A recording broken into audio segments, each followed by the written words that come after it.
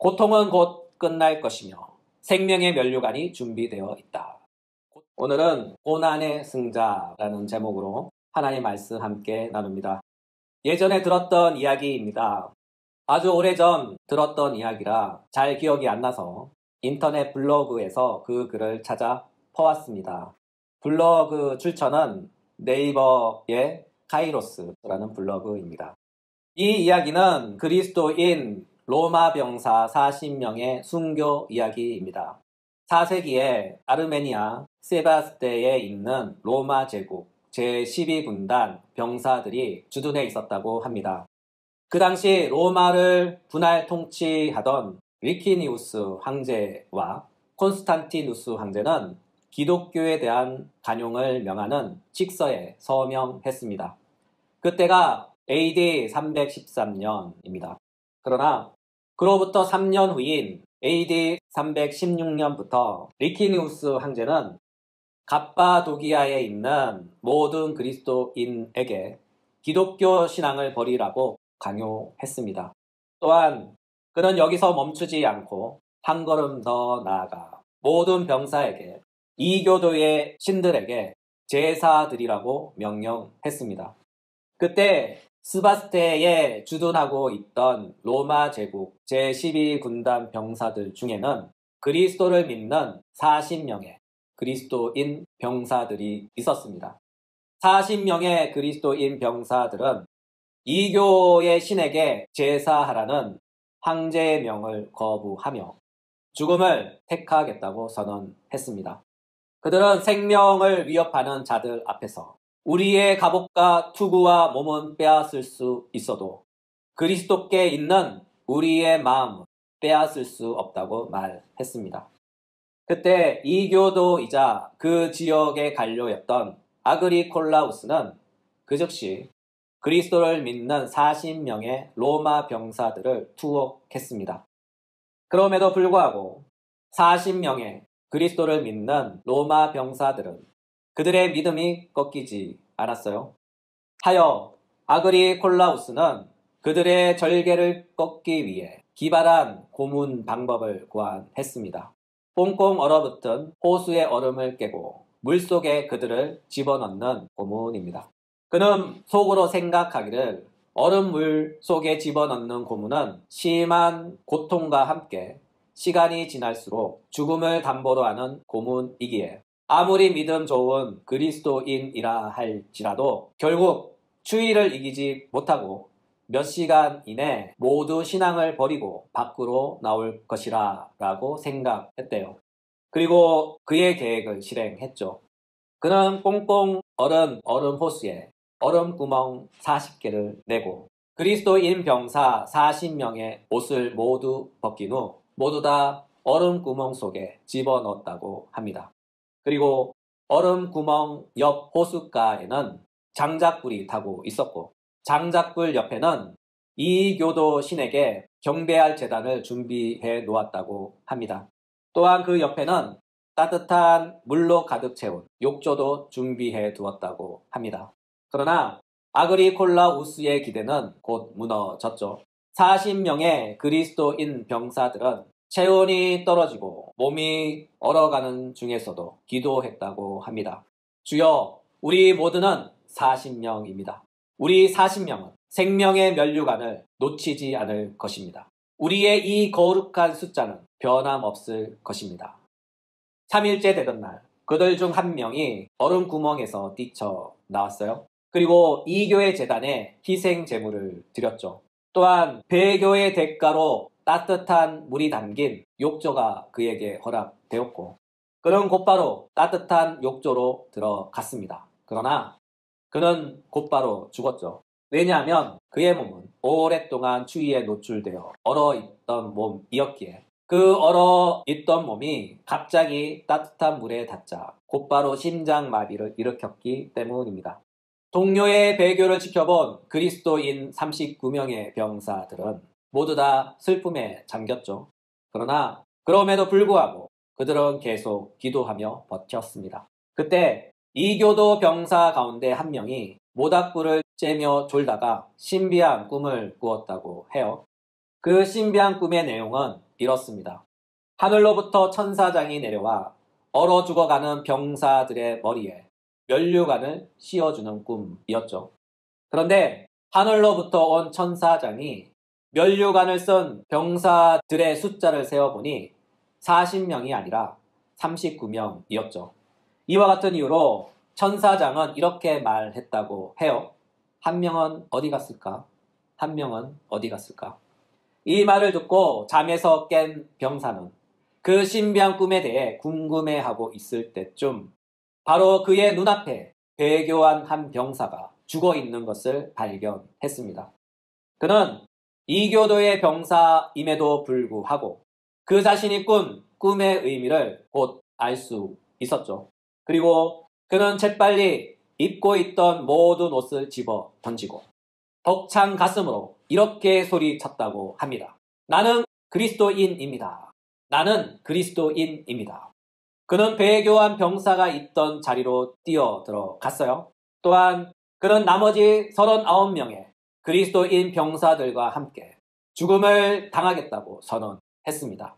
왜냐하면 그리스도인의 신앙 고백이 생명의 면류관을 가져다 준다는 것을 알았기에 그는 그것을 믿고 신앙 고백을 한 것이죠.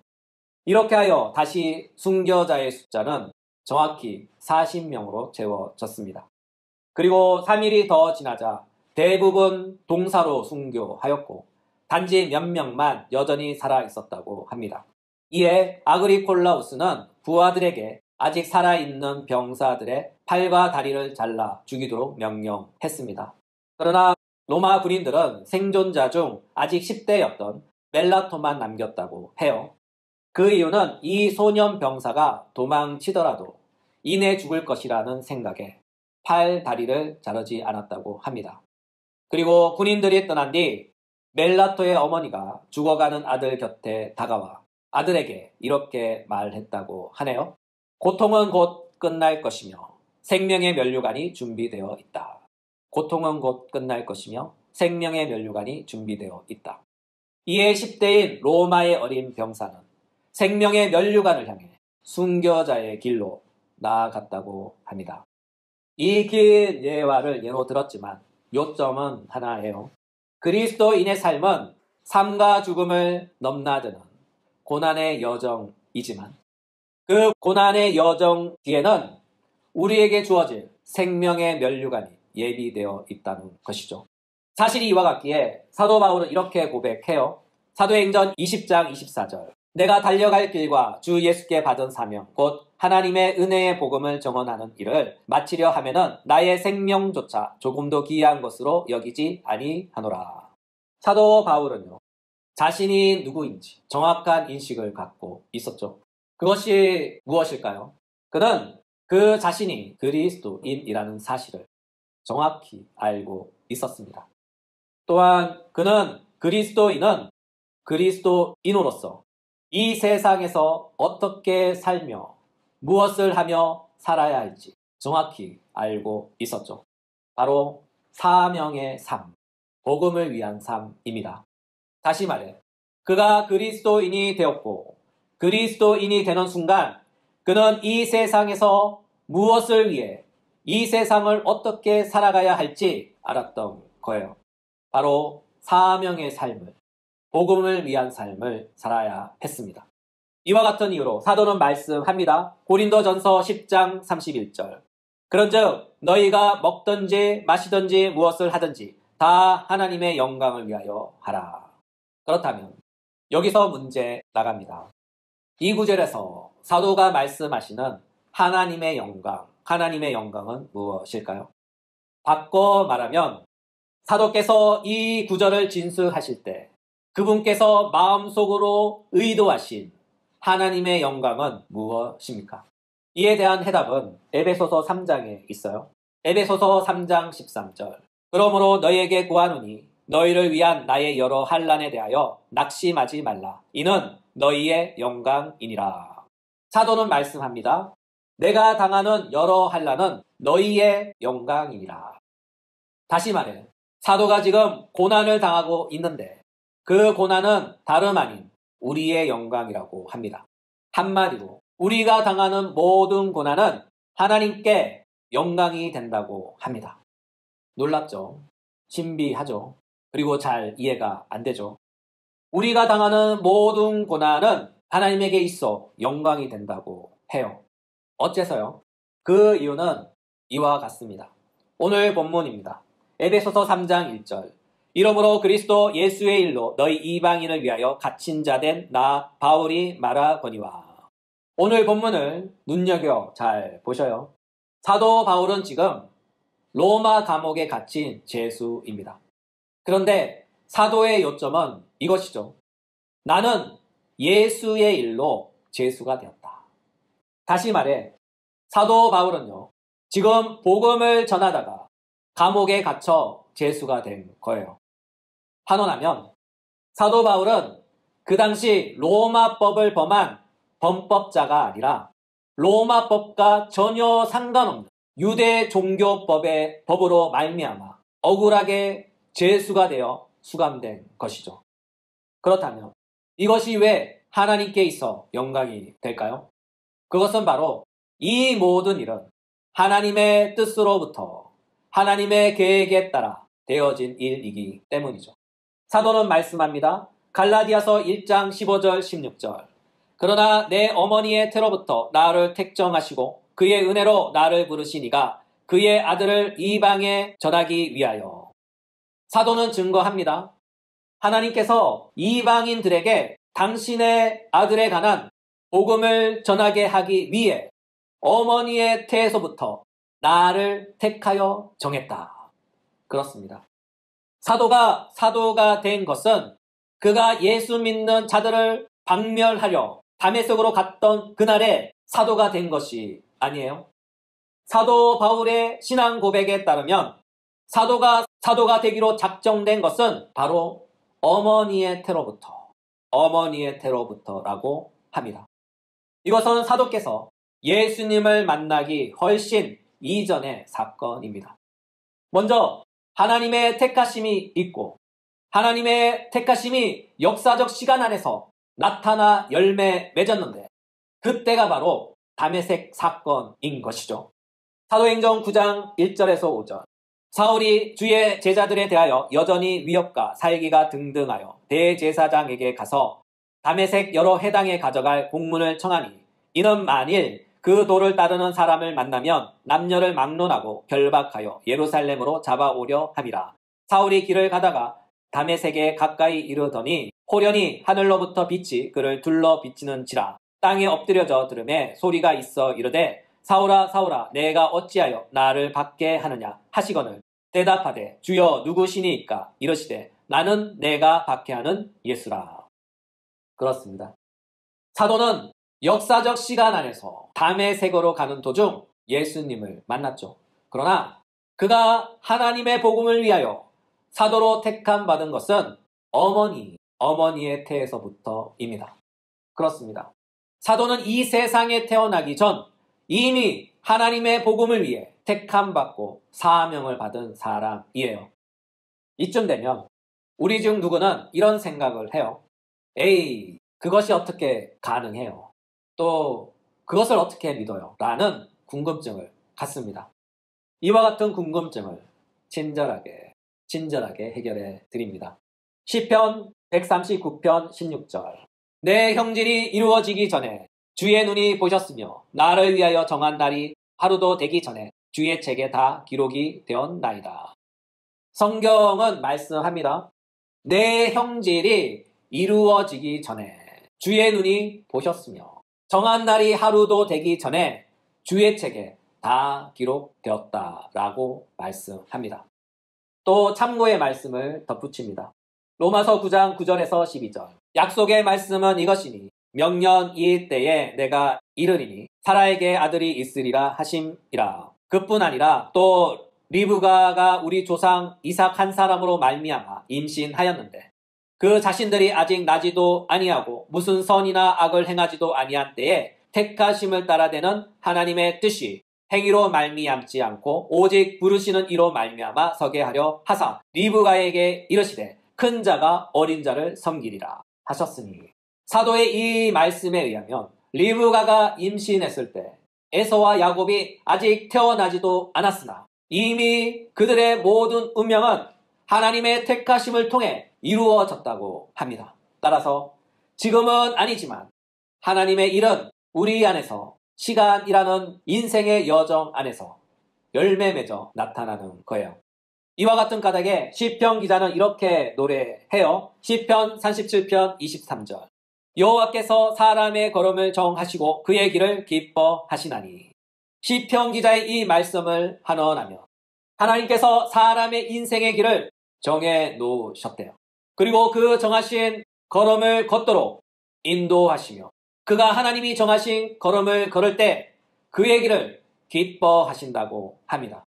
다시 말해 하나님의 택하심을 받은 자는 그 택하심의 길을 하나님 앞에서 걷고 하나님의 내버려 두심을 받은 자는 그의 마음대로의 길로 걸어가시도록 허락하신다는 거예요. 이와 같은 이유로 구약의 저 위대한 선지자였던 예레미야는 이렇게 고백했어요. 예레미야 10장 23절. 여호와여 내가 알거니와 사람의 길이 자신에게 있지 아니하니 걸음을 지도함이 걷는 자에게 있지 아니하나이다. 우리가 우리 자신의 인생의 길을 걷고 있다고 간주하며 착각하며 살고 있지만 실상은 우리 각자 모두는 하나님이 정하신 인생의 걸음을 걷고 있는 것입니다. 이처럼 성경이 증거하는 바와 같이 이것이 사실이라면 오늘 본문에서 사도 바울이 감옥에 갇혀 죄수가 되어 받는 고난 또한 모두 하나님이 정하신 걸음에 속하는 복음의 여정길입니다. 다시 말해 그는 복음으로 걷다가 복음 때문에 감옥에 갇혀 고난을 당합니다. 그렇다면 사도 바울의 고난을 우리는 이렇게 표현해 볼 수 있어요. 사도 바울은 예수님을 만나서 예수님을 위해 살기로 한 그리스도인이 되었고 그는 그리스도인이 되어 그리스도인으로 살면서 복음을 전하다가 고난이라는 감옥에 갇혀 고난받는 죄수가 된 것입니다.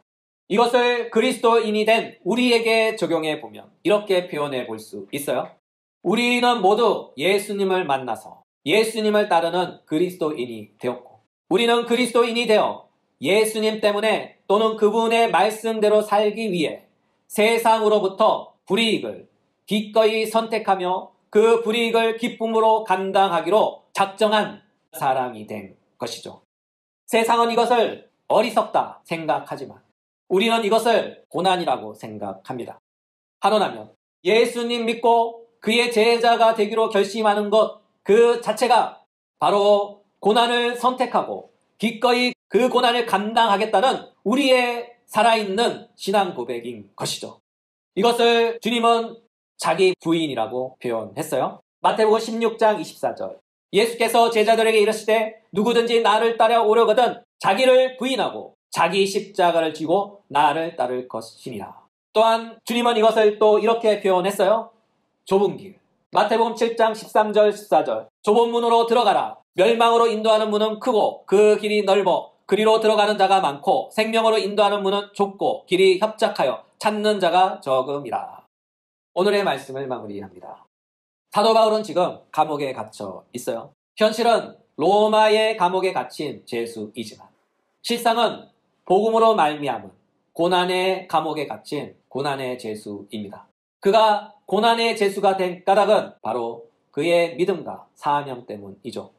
그는 다메섹으로 가는 길에서 예수님을 만났고 그 길에서 만났던 예수를 평생의 주님으로 삼고 그는 평생 예수님을 향하여 예수님을 위하여 살아갔습니다. 평생 평안한 삶, 고생 없는 삶을 충분히 살 수 있었지만 길에서 만난 주님 때문에 그는 불편한 삶, 고생이 난무하는 삶을 기꺼이 선택한 것이죠. 그러나 그는 알았습니다. 그가 걷는 인생의 길은 하나님이 정하신 인생의 길인 것을 알았습니다. 또한 그는 알았습니다. 그가 걷는 그 길은 하나님께 기쁨이 되고 영광이 되는 길임을 그는 알았습니다. 이와 같은 까닭에 그는 이렇게 고백해요. 나는 선한 싸움을 싸우고 나의 달려갈 길을 마치고 믿음을 지켰으니 이제 후로는 나를 위하여 의의 면류관이 예비되었으므로 주 곧 의로우신 재판장이 그날에 내게 주실 것이며 내게만 아니라 주의 나타나심을 사모하는 모든 자에게도이니라. 이와 같은 맥락에서 여러분에게 물어보겠습니다. 우리도 사도 바울과 같이 의의 면류관을 받을 준비가 되어 있습니까? 이번 한 주도 살아가시면서 의의 면류관을 향하여 고난의 길을 사뿐히 들여받는 믿음의 강한 발걸음을 내딛는 고난의 승자 되시길 주 예수 그리스도 이름으로 축복합니다.